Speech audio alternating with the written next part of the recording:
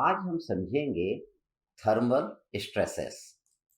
तो पहले हम देखें थर्मल स्ट्रेसेस क्या होता है। Thermal stresses are the stresses induced in a body due to change in temperature. Thermal stresses are set up in a body when the temperature of the body is raised or lowered and the body is not allowed to expand or contract freely. But if the body is allowed to expand or contract freely, no stresses will be set up in the body. देखिए, मान लीजिए आपकी एक ये body है।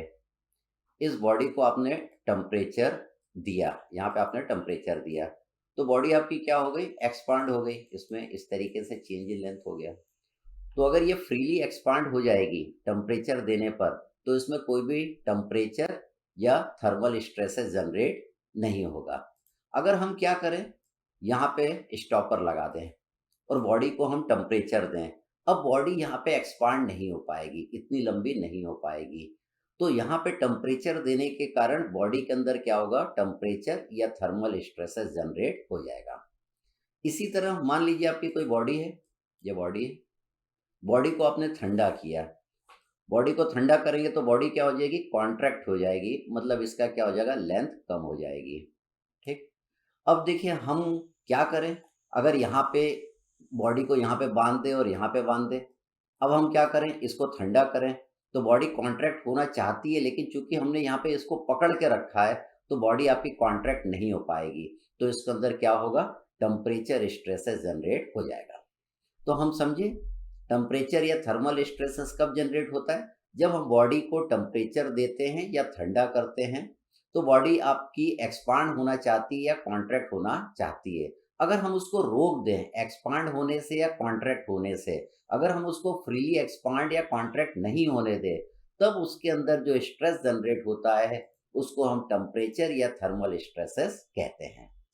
तो देखिए हमको निकालना है कि कितना स्ट्रेसेस आएगा उसमें। तो देखिए हमने पहले एक बॉडी लिया, ये अपनी एक बॉडी है। इस बॉडी को हम क्या कर रहे हैं, टेम्परेचर दे रहे हैं। इस बॉडी की जो लेंथ है वो मैंने लिया है, that is L. T is the rise in temperature. Rise in temperature क्या होता है, मान लीजिए पहले बॉडी का टेम्परेचर कितना था, 10 डिग्री सेंटीग्रेड। तब तो बॉडी में कोई एक्सपांसन नहीं हो रहा था।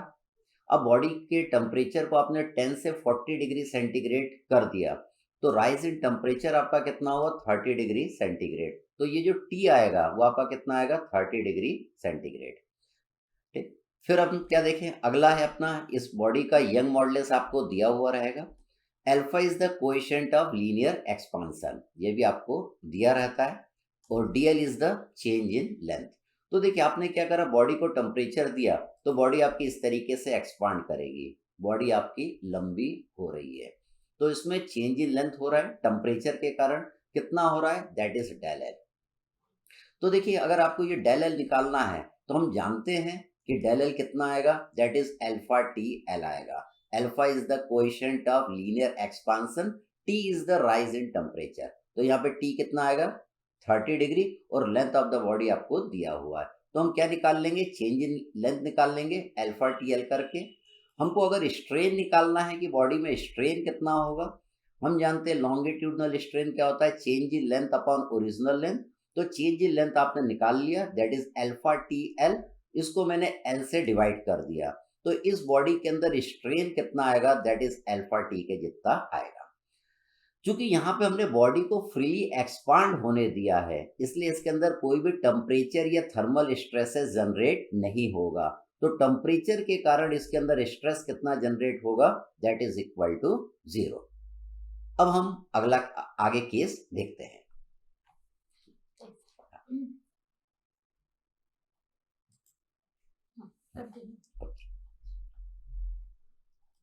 अब देखिए मान लीजिए कि यहाँ पे दो केसेस हैं। देखिए यहाँ पे दोनों जगह मैंने स्टॉपर लगा दिया है, बॉडी को ये एक्सपांड होने नहीं देंगे।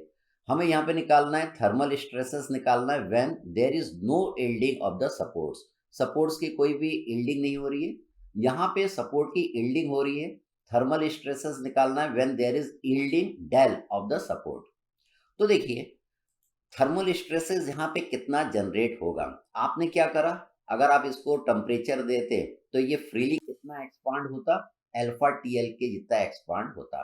ठीक। तो इसके अंदर स्ट्रेन कितना आता है, इसके अंदर स्ट्रेन आता है अल्फा टी। तो आपने इसमें स्ट्रेन कितना रोक दिया होने से, अल्फा टी स्ट्रेन आपने रोक दिया इसमें होने से। तो जितना स्ट्रेन आप रोकेंगे बॉडी के अंदर होने से, उसी स्ट्रेन के कारण बॉडी के अंदर स्ट्रेस जनरेट होगा। अगर आप इतना स्ट्रेन होने देते तब तो इसके अंदर कोई भी स्ट्रेस जनरेट नहीं होता, लेकिन आपने इतना स्ट्रेन रोक दिया होने से उसके कारण इसके अंदर स्ट्रेस जनरेट हो जाएगा।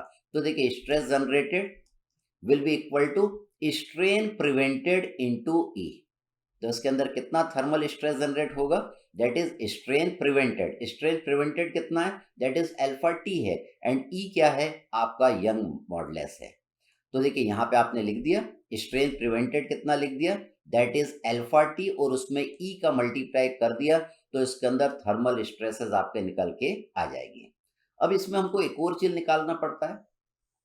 अब ये रॉड आपकी एक्सपांड होगी, लेकिन ये दोनों स्टॉपर क्या कर रहे हैं, इसको रोक रहे हैं, एक्सपांड होने नहीं दे रहे हैं। तो रॉड क्या करेगी, इसमें एक थ्रस्ट लगाएगी दोनों तरफ, एक पुल लगाएगी दोनों तरफ। तो हमें निकालना रहेगा कि रॉड इसके अंदर कितना थ्रस्ट लगाएगी, कितना पुल लगाएगी। तो देखिए हम उसमें क्या करेंगे, लोड और थ्रस्ट ऑन द रॉड कितना आएगा, that is stress into area.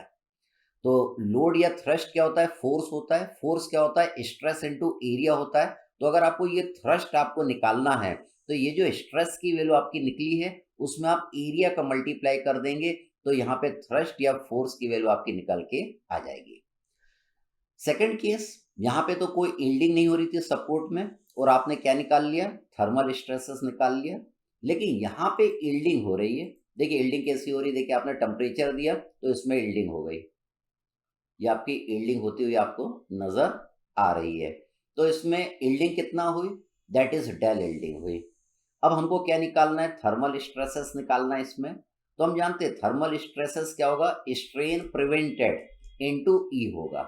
देखिए अब हमको स्ट्रेन प्रिवेंटेड निकालना है। अगर मैं इसको पूरा यहाँ पे अगर स्टॉपर नहीं लगा रहा था, तो आपकी रॉड यहाँ तक चली जाती, यहाँ तक आपकी चली जाती, तो इसमें स्ट्रेन कितना आता, that is alpha T L आता है, अल्फा टी एल आता है। लेकिन यहाँ पे आपने स्टॉपर लगा दिया, स्टॉपर लगाने के कारण क्या हुआ, ये अल्फा टी एल के जितना नहीं जा पाया। ये कितना जा पाया, खाली डेल जा पाया, क्योंकि इसमें यील्डिंग हो गई इसलिए ये डेल जा पाया। तो स्ट्रेन प्रिवेंटेड आपका कितना होगा ये निकालना है। तो पहले देखिए ये वाली लेंथ आप निकाल लेंगे, ये वाली लेंथ कितनी आएगी, that is alpha T L minus del, ये वाली लेंथ आई। अब स्ट्रेन निकालना है, ये तो चेंज इन लेंथ आई, इतना चेंज इन लेंथ इसने क्या करा, प्रिवेंट कर दिया, रोक लिया होने से। तो इसके कारण ही क्या आएगा, इसके अंदर स्ट्रेस आएगा। तो इतना चेंज इन लेंथ आया, इसको अगर मैं ओरिजिनल लेंथ से डिवाइड कर दूंगा तो ये आपका क्या आ जाएगा, स्ट्रेन प्रिवेंटेड आ जाएगा। और इसमें अगर मैं ई का मल्टीप्लाई कर दूंगा तो आपका क्या निकल के आ जाएगा, स्ट्रेस निकल के आ जाएगा। तो देखिए मैंने स्ट्रेस लिखा, that is alpha T L minus del upon L, ये तो स्ट्रेन प्रिवेंटेड हो गया इनटू ई। तो ये आ जाएगा इस केस के लिए आपका थर्मल स्ट्रेस। तो अब हम इस पे प्रॉब्लम करते हैं। अब हम देखते हैं प्रॉब्लम नंबर 1।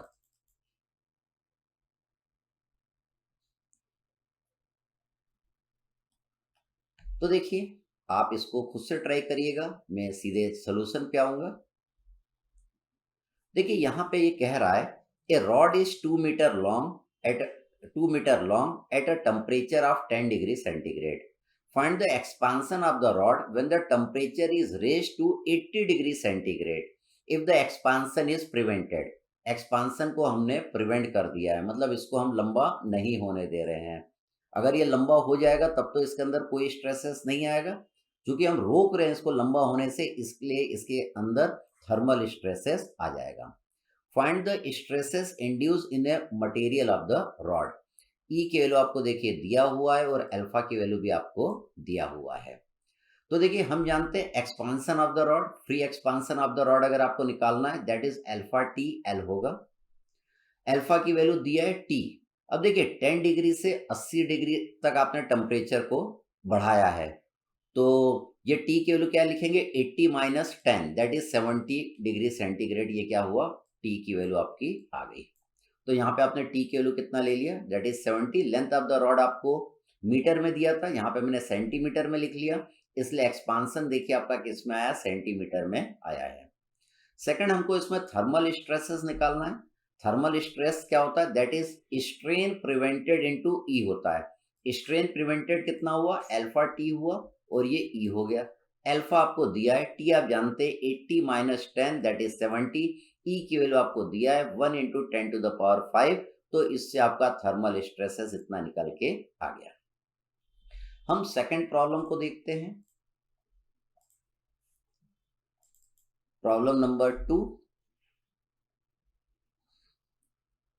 इसमें बोल रहा है a steel rod 3 centimetre diameter and 5 metre long is connected to 2 grips and the rod is maintained at a temperature of 95 degrees centigrade. Determine the stress and pull exerted when the temperature falls to 30 degree centigrade. दो case में आपको stress निकालना। पहला, the end do not yield.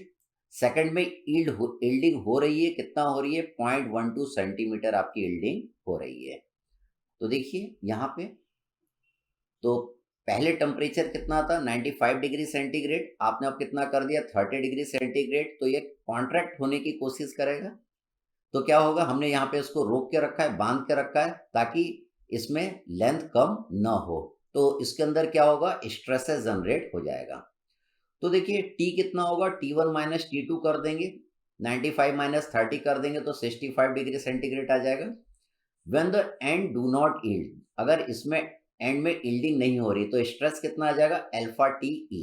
Alpha की value आपको problem में दी हुई है, that is 12 into 10 to the power minus 6, यहाँ पे पुट कर दिया। टी की वैल्यू 65 डिग्री सेंटीग्रेड, यहाँ पे पुट कर दिया। ई की वैल्यू आपको प्रॉब्लम में दिया है 2 इंटू 10 टू द पावर 5, यहाँ पुट कर दिया। तो you will get the stress in the rod. अब हमें पुल निकालना है, फोर्स निकालना है। फोर्स या पुल क्या होगा, स्ट्रेस इनटू एरिया। स्ट्रेस आप निकाल चुके हैं। एरिया ऑफ दिस रॉड आप जानते हैं, इसका क्रॉस सेक्शनल एरिया आपको लेना पड़ेगा, that is pi by 4 D square. यहाँ पे देखिए सेंटीमीटर में दिया है, हमको यहाँ पे mm में हम पुट कर देंगे। तो you will get the force in the rod, pull in the rod, that is this much. Second, इसमें यील्डिंग हो रही है, तब हमको स्ट्रेस निकालना और पुल निकालना है। तो देखिए जब यील्डिंग हो रही है तो हम जानते हैं स्ट्रेस क्या होता है, स्ट्रेन प्रिवेंटेड। ये स्ट्रेन प्रिवेंटेड की वैल्यू आ गई इनटू ई। तो यहाँ पे हम alpha T L minus del, del की वैल्यू हम यहाँ पे पुट कर देंगे। डेल आपको दिया हुआ है, कितना यील्डिंग हो रहा है, दैट इज 0.12 सेंटीमीटर यील्डिंग आपका हो रहा है। तो इसको मैंने mm में यहाँ पे पुट कर दिया, 1.2 mm हो गया। लेंथ आपको दिया 5 मीटर, इसको भी मैंने यहाँ पे mm में पुट कर दिया है। तो इस इक्वेशन को जब आप सॉल्व कर लेंगे तो यील्डिंग के कारण इसमें कितना स्ट्रेस आएगा, यील्डिंग होने पर कितना स्ट्रेस इसमें आएगा, तो you will get the value of stress. अब हमको सेकंड केस के लिए भी क्या निकालना है, पुल निकालना है या फोर्स निकालना है रॉड में। तो पुल इन द रॉड क्या होगा, स्ट्रेस इनटू एरिया। तो देखिए स्ट्रेस आप निकाल चुके हैं, स्ट्रेस की वैल्यू इतना है। एरिया ऑफ द रॉड आप यहाँ पे लिख देंगे पाई बाय 4 डी स्क्वायर। तो पुल इन द रॉड आ जाएगा। तो इसमें दोनों केस हमने कवर किया। एक केस में यील्डिंग नहीं हो रही थी और सेकंड केस में यील्डिंग आपकी हो रही थी।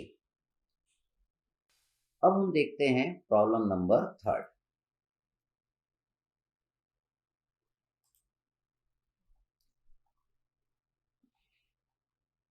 क्या बोल रहा है, an aluminium alloy bar fix at both its end. यहाँ पे देखिए ये दोनों साइड क्या है आपका, ये फिक्स है यहाँ पे, end is heated to 20 kelvin. ये 20 केल्विन पे हमने इसको हीट किया है।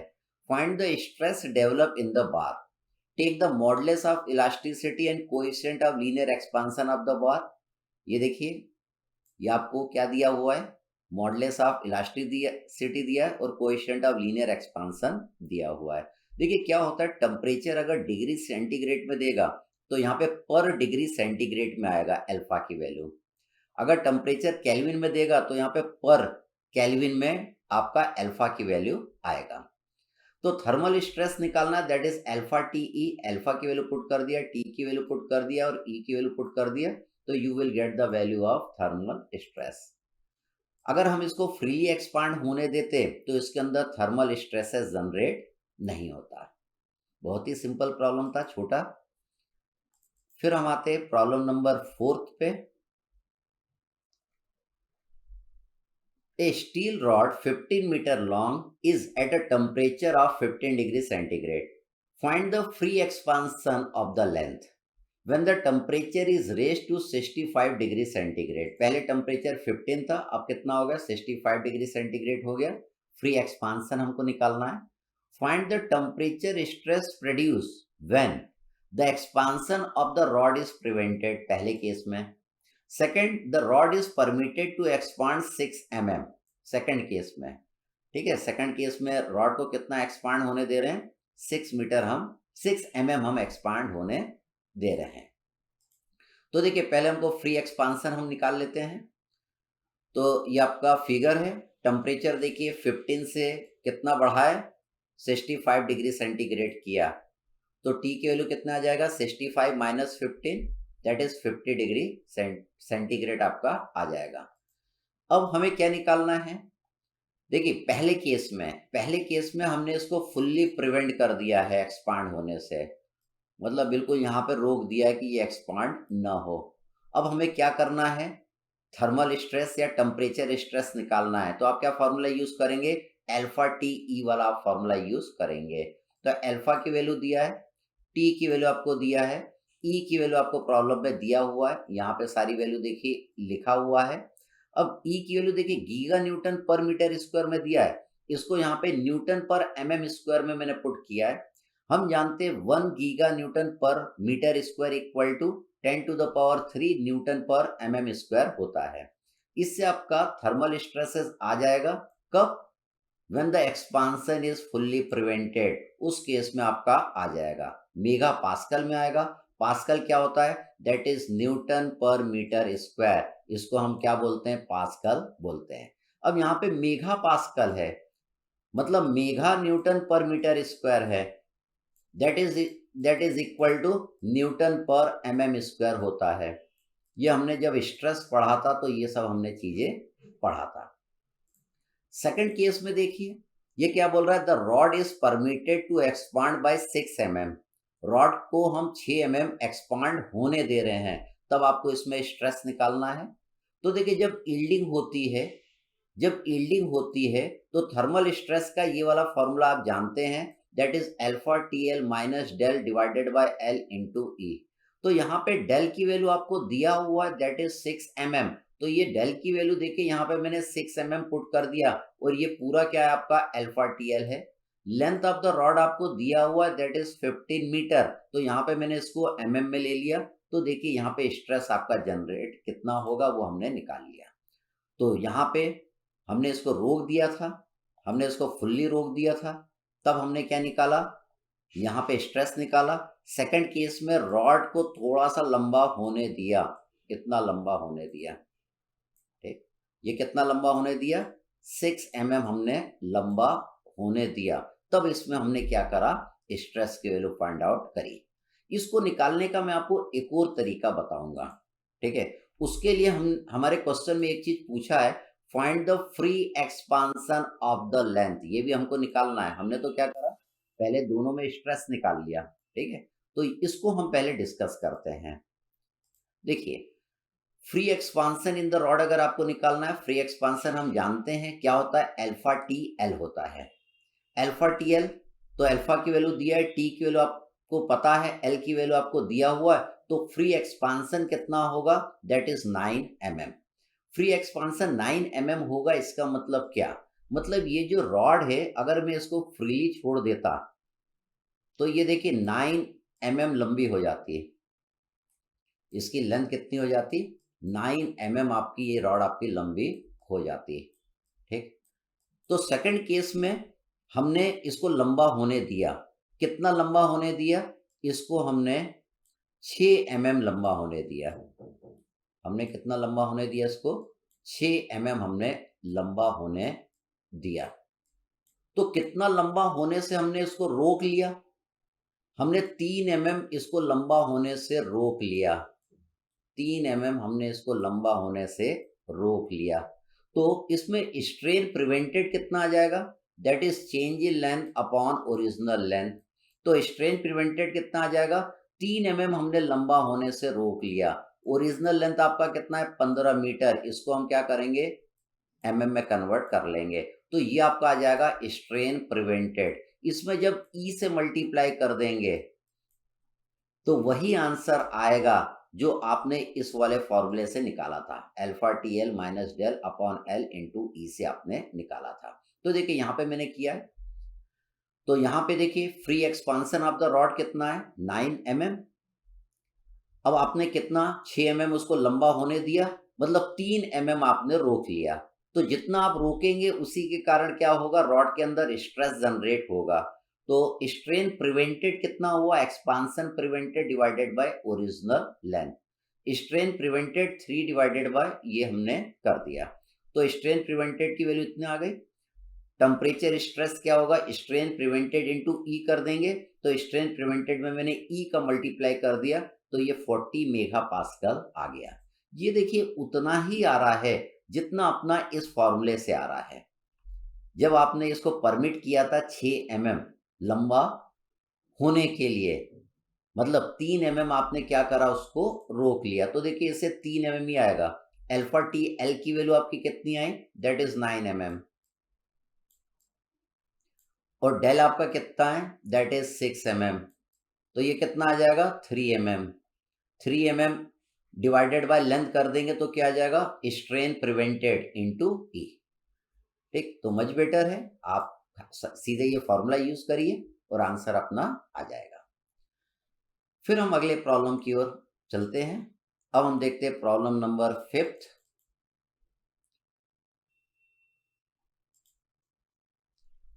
तो देखिए उसी तरीके का प्रॉब्लम है, सेम वैसा ही प्रॉब्लम है। तो इसमें क्या दे रहा है? 2 parallel wall 8 apart are to be stayed together by a steel rod of 30 diameter with the help of washer and nuts at the end। यहाँ पे देखिए 2 वर्टिकल वॉल है इस तरीके से, इन दोनों के बीच की दूरी कितना है? 8 यहाँ पे हमने यहाँ पे नट बोर्ड लगा के यहाँ पे इस रॉड को यहाँ पे हमने फिक्स कर दिया है। अब आगे बोल रहा है the steel rod is pass through the metal plates and is heated. हमने इसको हीट करा। When the temperature is raise to 90 degree centigrade the nut are tightened. हमने इसको लंबा कर दिया, 90 डिग्री सेंटीग्रेड टेम्परेचर बढ़ाया और यहाँ पे इसको फिक्स कर दिया हमने। और उसके बाद क्या कर रहे हैं? The nuts are tightened. 90 degree temperature करेंगे तो ये लंबा हो गया और यहाँ पे हमने इसको फिक्स कर दिया। Determine the pull in the bar when it is pull to 24 degree centigrade. अब लंबा करके हमने यहाँ पे फिक्स कर दिया। अब जब वापस टेम्परेचर 24 डिग्री सेंटीग्रेड करेंगे तो ये कॉन्ट्रैक्ट करने की कोशिश करेगा, ये सिकुड़ेगा, इसकी लेंथ छोटी होगी। क्योंकि हमने यहाँ पे इसको फिक्स कर दिया है इसलिए छोटा नहीं हो पाएगा, उसके कारण इसके अंदर स्ट्रेस जनरेट होगा। तो हमको इसमें स्ट्रेस निकालना है। पहले केस में इसमें कोई भी यील्डिंग नहीं हो रही थी, तब आपको स्ट्रेस निकालना है। सेकंड में इसमें क्या हो रहा है? 2 की यील्डिंग हो रही है, तब हमको स्ट्रेस निकालना है। तो देखिए, नहीं, determine the pull in the bar है ना, पुल निकालना है, फोर्स निकालना है, फोर्स निकालना है। तो फोर्स निकालना है तो स्ट्रेस की जरूरत आपको पड़ेगी। तो पुल इन द बार अगर फोर्स निकालना है तो हम जानते हैं फोर्स क्या होता है? स्ट्रेस इनटू एरिया होता है। तो स्ट्रेस की वैल्यू कितना लेंगे? अल्फा टी ई लेंगे। जब ये दोनों सपोर्ट आपके क्या हैं? फिक्स हैं, तो स्ट्रेस आ जाएगा अल्फा टी ई।